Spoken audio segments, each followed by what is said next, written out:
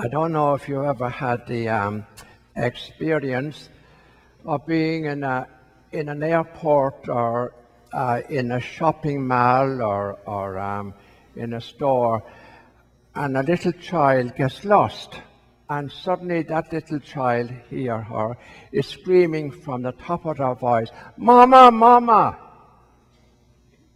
And you right away know this child has a crisis. And everybody around stops, and most people run towards that little child to see what they can do, and especially any mother runs immediately to that little child. Well, and everybody wants to help. And that is a good picture of what God is like. God does not come to us in our strength, and because we're good, we're never as near to God as when we are weak. Saint Teresa of the Little Flower said, "How sweet it is to know that I am weak." I wonder how many of us can say that. How sweet to know it is that I am weak. Because when I come to God in my weakness, God cannot refuse me. What a lovely way to put things. God cannot refuse me. And then we have the lovely story of the blind man today, Bartimaeus. Interesting, because often we focus just on one line and forget the other lines. And there he is, lying on the side of the road, begging. We don't know how long he has been there in that condition. We don't really know. And this is his big chance. And he says to somebody, "Who's passing? What's the reason for all the crowd?" Somebody says, "It's Jesus, Jesus of Nazareth." And so in his weakness, he cries out, "Jesus, Son of David, have pity on me." That's a powerful prayer. If you can pray that from the heart, you'll move God. He cannot refuse to answer that. "Jesus, Son of David, have pity on me." And then you might have missed the disciples and the crowd following Jesus because of his popularity at that time. Say, "Oh, keep silent, shut up." Can you identify with that? Shut up. They don't want him to come near Jesus. Does that remind you of anything? If you really think about it, you know what it reminds me of? It reminds me of this week, just the last few days, a synod of bishops finished in Rome. They've been there for the last month, for more or less the whole of October. And the previous synod of bishops, I think, which took part 2 or 3 years ago, when they were there the last time in Rome, they spent most of the time arguing, and some very heated arguments among themselves, who was worthy and who was not worthy.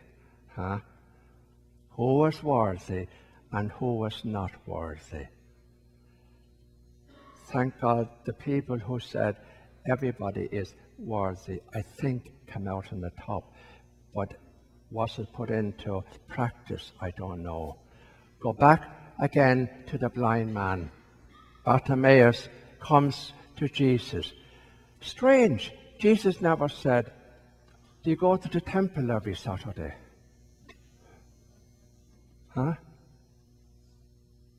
No. Are you in a first marriage? No. Are you separated? Are you divorced? Are you gay? How come? He never asked him anything. He just said, what do you want me to do for you? How lovely. What do you want me to do for you? Lord, that I may see. Simple, simple. Lord, that I may see. How beautiful. Now, it raises a question for us. What are my blind spots?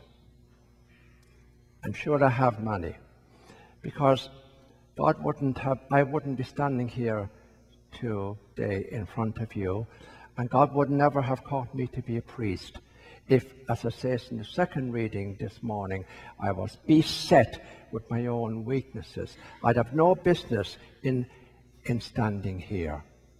And one little thing I often smile to myself at, a lot of people today say, there's a lot of anger out there. Why is it always out there? Huh? There's a lot of anger in here. Yep, a lot of anger in here.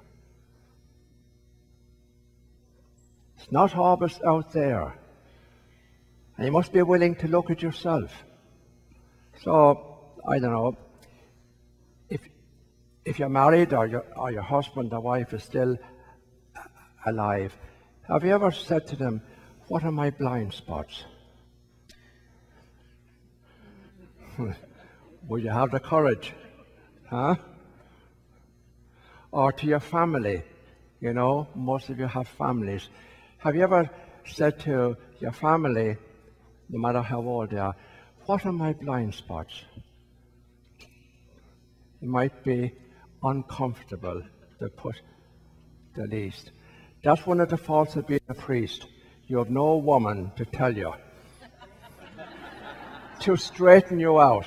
No, seriously, a lot of us guys would be much better if we had some woman that grabbed us by the back of the neck and said, listen.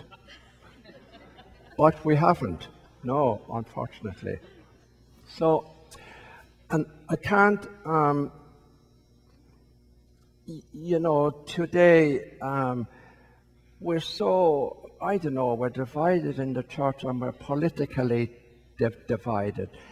You know, what difference does it make really whether you're Republican or conservative or Democrat or liberal, whatever? We're all children of God, and God loves us as we are. So we need to get together.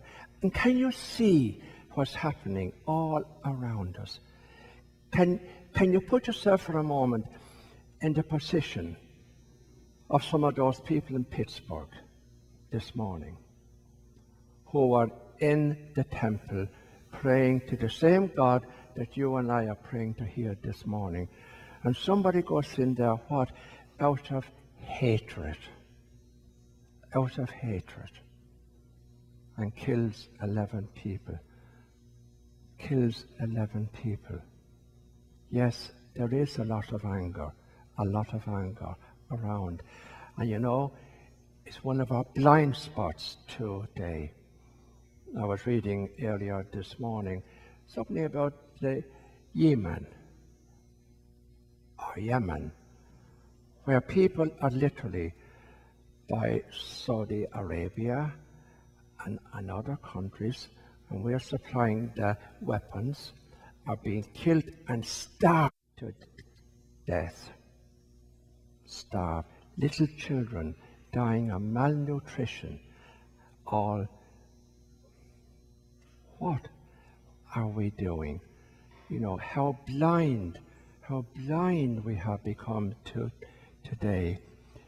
You know, you have to feel sad as what's happening, you know, and the hatred that is being sown all the time.